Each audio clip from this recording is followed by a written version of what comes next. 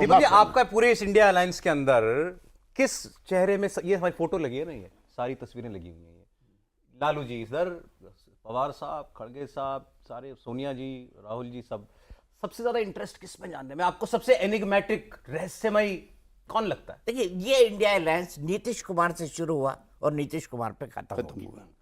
नीतीश कुमार ने इसका इनिशिएटिव लिया और इसको तोड़ के हटने वाले भी नीतीश कुमार ही थे। उन्होंने इनिशिएटिव क्यों लिया, बेहतर वो समझते होंगे, वो बात हो और गई। क्यों हटे, ठीक है, वो बता दिया, एक्सप्लेन कर दिया। तो मेरे हिसाब से इसमें सबसे बड़ा चेहरा और वो शाम नीतीश ऐसी से है, शुरू और नीतीश पे खत्म है। वो शाम ऐसी है कि हमें लगा कि नेता को अपमानित किया जा रहा है, रिडिकूल्ड किया जा रहा है और तिकड़मबाजी की जा रही है। और कांग्रेस पार्टी के 12 नेता देखिए जरा, 2 नेता अलाउड हैं और कांग्रेस पार्टी के चेहरे देखना जरा, और इतने ही बाहर है साइड में। तो ये बाकायदा कांग्रेस पार्टी इस पर कब्जा करना चाहती थी। सर ये नाम किसने दिया था इंडिया? ये नाम भी कांग्रेस पार्टी की तरफ से निकला। कांग्रेस ने दिया था। नीतीश कुमार जी इस नाम के पक्षधर नहीं थे। उन्होंने तब भी कहा था कि इसको पॉलिटिकल पार्टी के साथ इंडियन नाम को जोड़ना बेहतर नहीं है। ये शायद इसमें ममता जी की बड़ी भूमिका थी और उसमें कांग्रेस और लेकिन ममता कांग्रेस जी पार्टी का उसमें रहती थी।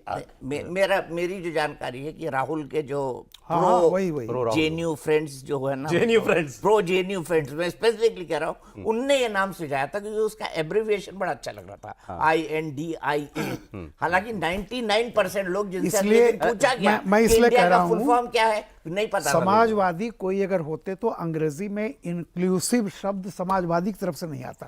मतलब जाहिर सी बात है कि वो बड़ा स्ट्रेट फॉरवर्ड होता है। ये जो इंक्लूसिव और फलाना अगर एब्रिविएशन का पूरा करें तो इंक्लूसिव और डेवलपमेंटल, ये जो 2 शब्द हैं, ये लगता था यंग एज का कोई जो आजकल इंडिया नाम उनको अच्छा लगा, उसमें फिर हाँ जबरदस्ती का फिट कर दिया, जबरदस्ती का भरा गया कि कैसे एक चीज और आप तीनों की जानकारी के लिए बता दूं, इसकी जो 3 कमेटी बनी है उसमें से एक कमेटी का मेंबर भी था।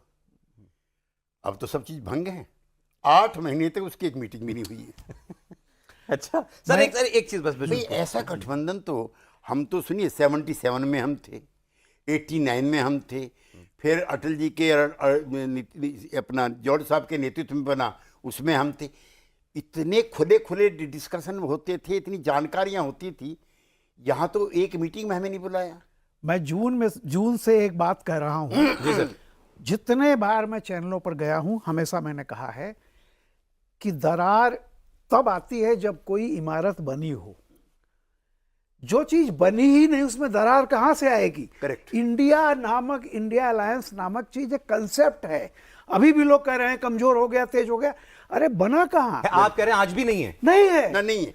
इसे थॉट एग्जिस्ट ही नहीं करता। एग्जिस्ट नहीं करता। आप ये बताओ मुझे, अगर एग्जिस्ट करता, कोई सीएमपी होता ना, कांग्रेस का मैनिफेस्टो आ रहा है उस पार्टी का जो 52 सीट लेके आ रही है, वो मैनिफेस्टो ला रही है, क्या मतलब? और वो कह रहे हैं राहुल गांधी कि तय करेगा इंडिया अलायंस। अरे भैया, कहां है इंडिया अलायंस? वो दोनों तो पूरी यात्रा निकाल ली, उसमें किसी को नहीं बुलाया। आप मुझे एक स्टेट बता दीजिए जहां इंडिया अलायंस की सारी पार्टी एक साथ हो।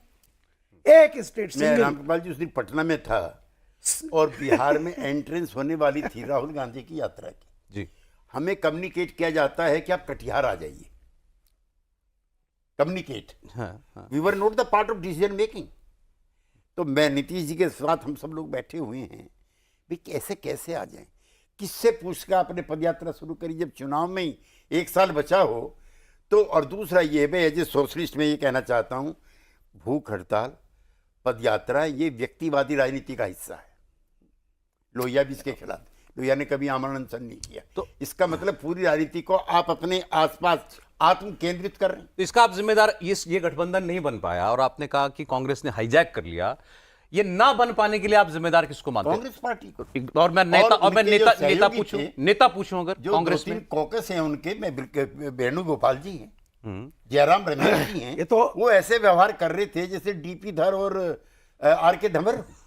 राहुल गांधी, सरकार बन चुकी है, डिसीजन मेकिंग का दौर शुरू है, ऐसा व्यवहार कर रहे थे। राहुल गांधी कैसा व्यवहार करते हैं? राहुल गांधी तो जैसा ये लोग करते हैं, कहते हैं, वो करते हैं।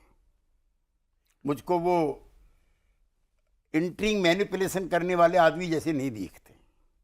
नहीं, अपने कोई विचार हैं, इनके अपने विचार हैं उनके या नहीं है? भाई विचार तो हम तो कांग्रेस पार्टी से लड़के आए, विचार तो कांग्रेस पार्टी के भी क्या।